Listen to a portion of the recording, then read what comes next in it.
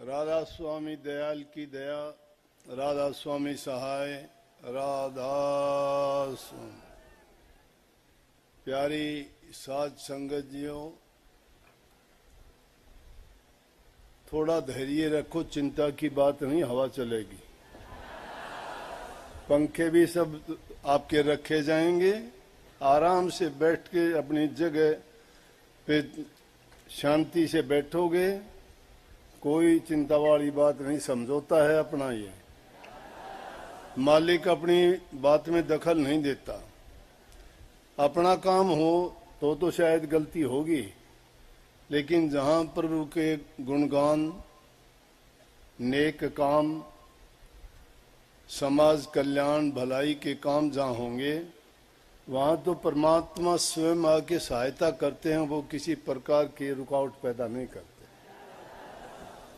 शांति से बैठोगे, भूल जाओगे, कोई गर्मी नहीं। और फिर बिना कष्ट के मिलता भी क्या है।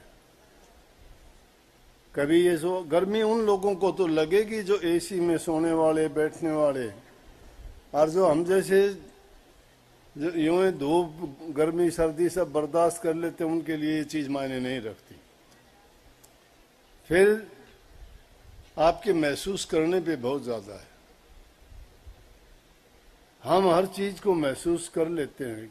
हाय गर्मी, देखो बादल आ गया ना, हवा भी आएगी, अभी देख लेना। एक साल में मुश्किल से नंबर आ पाता है, वो भी इतनी मेहनत करने के बाद। कोशिश मेरी होती है हर केंद्र पे एक सत्संग हो जाए, लेकिन आश्रम बढ़ जाते हैं तो फिर वो बात मेरी पूरी नहीं हो पाती। फिर भी जो पुराने सत्संग रखे हुए हैं, वो सत्संगी भी वहां के मजबूर कर देते हैं कि ना, हमारा टाइम आ गया, अब कब करोगे, पहले से ही शुरू हो जाते हैं। मैं कहता हूं भाई, सत्संग करना तो मेरी जिम्मेवारी है, आप चिंता ना करो, आपके समय पर होगा। तो ये समय इसी महीने में लगभग इधर उधर के सत्संग करने के बाद, क्योंकि कम से कम 10-15 दिन का गैप तो होना चाहिए। अब 15 अगस्त का सत्संग दादरी का था, एक हफ्ते बाद रूपावास का था, एक हफ्ते बाद फिर अपने भादरा का था, अब उसके बाद ये आ गया, इसके बाद भी होगा, आज बता दूंगा कहाँ का होगा।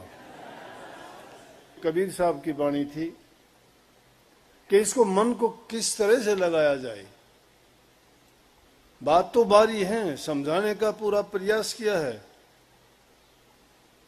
देखते हैं हम रोजाना, तमाशा देखते हैं, लेकिन उनको देख के हम भी अगर करना शुरू कर दें तो अभ्यास करते करते क्या नहीं हो जाएगा। पहला जो बात इसमें बताई गई, कहते मन को ऐसे लगाओ जिस प्रकार से नटनी बांस पे चढ़ती है, एक रस्से पे चढ़ती है, लेकिन उस रस्से पे एक बांस हाथ में लेके दोनों हाथों से पकड़ के रखती है। लोग तमाशा देखते हैं, उनका मनोरंजन होता है, उसको देख के आश्चर्य भी होता है कि वो अपने शरीर का संतुलन किस प्रकार से एक रस्से पे जो हिलता भी है और अपना बैलेंस उस पर कैसे बनाए रखती है। वो रस्से पर ध्यान नहीं देती, बल्कि उसकी सूरत उस बांस में होती है। बैलेंस जो बनता है दोनों हाथों से, जो उसने बांस पकड़ा हुआ है, उसके कारण उसका संतुलन उस रस्से पे, जिससा और रस्सा जाता है उसी और उसका शरीर भी जाता है, और वो गिरती नहीं। तो कबीर साहब ने ये फरमाया है कि इस मन को भी इसी प्रकार से एकाग्र करके उस ठिकाने पे लगा दो, चाहे कितना भी हिलता डुलता क्यों ना हो, लेकिन सुरत जब ठिकाने पे लगी रहेगी ना, तो क्या कर लेगा।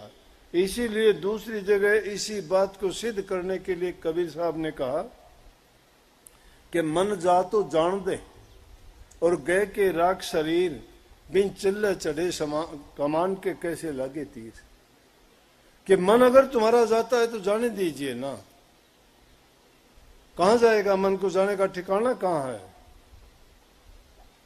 मन घूम फिर के आ जाएगा। मन कोई काम करवाता है शरीर के अंगों से करवाता है। शरीर के अंगों को मन के कहे अनुसार ना करो तो मन क्या कर लेगा? पंगु हो जाएगा, ये कुछ नहीं कर पाएगा। इसलिए कहिए, जिस प्रकार से नटनी बांस में अपना ध्यान लगाए रखती है और अपने शरीर का संतुलन बना के ऐसे उस पर टिकती है कि वो गिरती नहीं, इसी प्रकार से एक साधक को, जो आप साधन करते हो, ध्यान करते हो, मन तुम्हारा विचलित होता है, तरह तरह की बातें उठाता है, कभी की पुरानी दबी हुई बात जो मन में पता नहीं क्या क्या निकल के आती हैं, और हम दूर चले जाते हैं नाम के सुमरण से भी और ध्यान से भी भटक जाते हैं। और जब याद आती है कि हम अभ्यास के लिए बैठे थे, ध्यान करने के लिए बैठे थे, हम सुमरण करने के लिए बैठे थे, बातें क्या याद कर रहे हैं? ये है उस मन को ठिकाने पे लाने का। कहने के लिए बात बड़ी सुगम सी लगती है, लेकिन जब करोगे, जब लगोगे, सबसे पहली चीज है धैर्य रखना पड़ेगा। उसके लिए आपको इंतजार करना पड़ेगा। ये नहीं कि आज लगे, आज सोचो कि मेरा काम तो अभी बन जाए, नहीं। कोई भी काम करने के लिए आदमी को धैर्य रखना पड़ता है, मेहनत करनी पड़ती है, संयम रखना पड़ता है।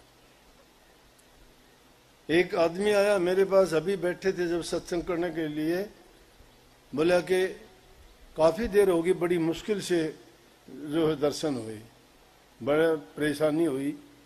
वहां परेशानी हुई तो दर्शन होंगे कि नहीं होंगे? परेशान होके आया तो 3 काम हो गए, तेरे दर्शन भी हो गए, पास भी बैठ गया और आशीर्वाद भी मिल गया। अगर परेशान नहीं होता, मेहनत नहीं करता, सहज में ही सब कुछ मिल जाता, तो आपको उस चीज का इतना आनंद भी नहीं आता।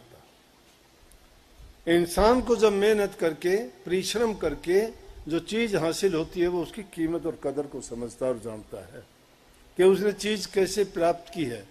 नहीं तो सीधी सी बात है, इजी कम इजी गो।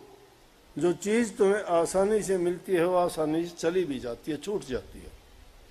तो मेहनत करके की हुई चीज कभी आदमी खोता नहीं है और उसकी कीमत और कदर को जानता है। आगे भी ऐसी बात बताई कि उसके लिए अहंकार को त्यागना पड़ता है। अहंकार, उसमें हाथी का नाम लिया कि ये भक्ति का तरीका तो ऐसा है कि जिस प्रकार से मिट्टी के अंदर, बालू रेत के अंदर बूरा या खांड मिल जाए, अब दोनों का एक सा उनका बनावट है, स्वाद का फर्क है, लेकिन रेत में और बूरा मिला दी जाए तो आप कैसे उसको अलग करोगे? अब तो तरीके साइंस के हो गए कि भाई उसमें पानी में डाल दे, दोनों को पानी में डाल दोगे तो खांड तो उसमें घुल जाएगी, रेत घुलेगी नहीं। पानी को निकाल लो, रेत उसकी तली में जम जाएगी। पानी को उबाल लो, तुम्हें चीनी और खांड वापस मिल जाएगी। लेकिन कबीर साहब ने तो उस जमाने में क्या कहा कि ये अहंकार है मन का, कि इस प्रकार से जो बुरा को अगर रेत से अलग करना है, कहने का मतलब हमारी सूरत इस शरीर में इस प्रकार से घुल मिल गई है कि इसमें से सत्य को खोजना बड़ा कठिन हो गया।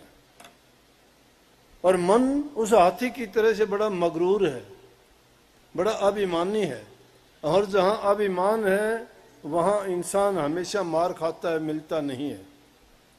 अभिमान का सिर नीचा कहते हैं ना।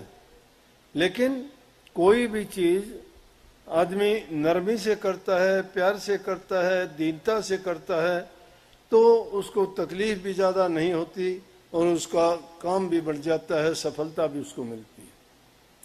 तो कहता है कि अगर हाथी बन के उस रेत में से कोई उस बुरा को निकालना चाहे तो नहीं निकाल पाता। कैसे निकलेगी? वो चींटी बन के निकलेगी, क्योंकि चींटी तो छोटे से छोटे कण को भी पहचान लेगी, वो बुरा को अलग निकाल लेगी, रेत को नहीं छुएगी। इस प्रकार से हमें उस चींटी की तरह से छोटा बन जाना है। भक्ति के मार्ग में अगर हाथी बनना बड़ा बनना चाहते हो तो बड़ा बनने से नहीं मिलेगा। सब संतों ने कही है। कबीर साहब ने क्या, नानक साहब ने कही, नानक नन्ना हुए रहो जैसे नन्ही दूब और घास सब जड़ जाएंगे दूब खूब की खूब। कि ऐसे और आगे कहते हैं नानक नीवा जो चले लगे न तत्ती वायु।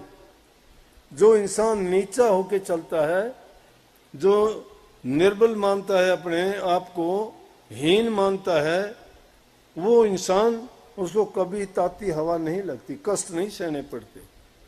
एक छोटी सी बात के कारण, अहंकार के कारण इतना बड़ा बवाल हो जाता है कि इंसान पूरी जिंदगी उसके लिए पछताता है। लेकिन वही बात, एक छोटी सी बात से अगर मुक्ति है तो वहीं उसको मोक्ष देना चाहिए, उससे कुछ घटता नहीं है। लेकिन हम अहंकार कर लेते हैं बात बात पे। ये अहंकार बहुत बड़ा दुश्मन है। देखो कितनी उसमें एक छोटी सी बात के कारण, थोड़ी सी भूल के कारण, थोड़ी सी अपनी सोच को सही ना करने के कारण छोटी सी बात पर ऐसे झगड़े मुकदमे हो जाते हैं, पीढ़ियां बीत जाती हैं, झगड़ा नहीं मुकता, हम मुक जाते हैं। लेकिन जब वक्त आता है, साथ कोई आया नहीं है, साथ कोई जाएगा नहीं, साथ तुम्हारे कर्मों ने जाना है, इसलिए कर्म को क्यों बिगाड़ो, कर्म को सुधारो। कर्म जो इंसान सुधार लेता है वो सुखी रहता है। सुख के लिए सब लोग छटपटाते हैं। ये रूह दुखी है इस संसार में आके, उस सुख की तलाश में ये सत्संग गुरु नाम के पास जाते हैं। जो इंसान सुखी होते हैं वो सत्संग को जानते ही नहीं, कहते हैं क्या करना हमने, सत्संग किस लिए। लेकिन सत्संग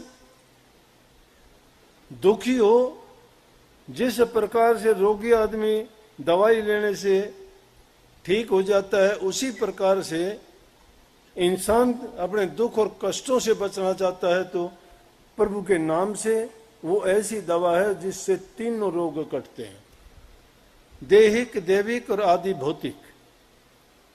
तीनों रोगों की दवा नाम में है।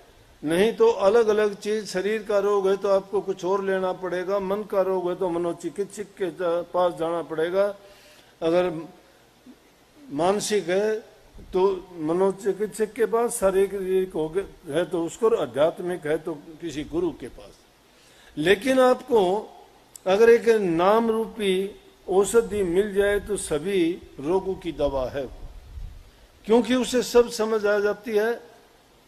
इंसान अगर प्रभु के अर्पण अपने आप को कर देता है तो उसको पता लग जाता है कि हमारे कर्म का फल क्यों बना, किस प्रकार से उसका निवारण होगा। और जो जो नाम भक्ति करता चला जाएगा, ये इस तरह की जो बातें हैं, इन सब से उसको छुटकारा